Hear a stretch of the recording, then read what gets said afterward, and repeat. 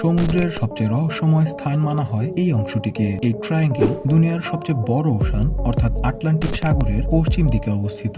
রহস্যে ঘেরা এই স্থানটি কুখ্যাতি অর্জন করেছে এবং বহুকাল ধরে সমালোচনার কেন্দ্রবিন্দু হয়ে আসছে জাহাজ এবং বিমান গায়েব হয়ে যাওয়ার মতো ঘটনার জন্য। এই স্থানটির মধ্যে দিয়ে এ যাবৎ 150টিরও অধিক শিপ এবং প্লেন নিখোঁজ হয়েছে। 1981 সালের অ্যালেন অস্টিন নামক একটি জাহাজ, 1941 সালে ইউএসএস প্রোটিয়াস জাহাজ, একই বছরে ইউএসএস নিরিয়াস নামক একটি জাহাজ, 1948 সালে ডোগলাস DC-3 এয়ারক্রাফট, 2005 সালে পাইপার এয়ারক্রাফট, 2017 সালে টার্কিশ এয়ারক্রাফট এবং 2017 সালের মে মাসে মিৎসুবিশি কোম্পানির একটি এয়ারক্রাফট বারমুডা ট্রায়াঙ্গেলের উপর দিয়ে যাওয়ার সময় নিখোঁজ হয়ে যায়। কি এমন শক্তি আছে এই স্থানটিতে? এত ঘটনা কি কেবলই ট্র্যাজেডি? এর পেছনে কি আদৌ কোনো বৈজ্ঞানিক ব্যাখ্যা আছে, নাকি এই অলৌকিক ঘটনা অশুভ কোনো শক্তির প্রভাব? সম্পূর্ণ ভিডিওটি দেখতে চাইলে এখানে ক্লিক করুন।